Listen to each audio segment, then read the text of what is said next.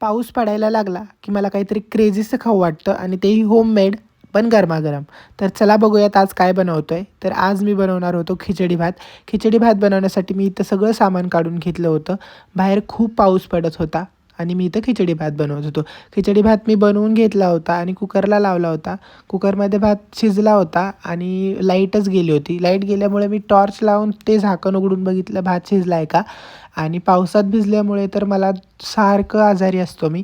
त्यामुळे मी गोळी आणायला गेलो. बाहेरून गोळी घेऊन आलो. त्याबरोबरच पापड घेऊन आलो.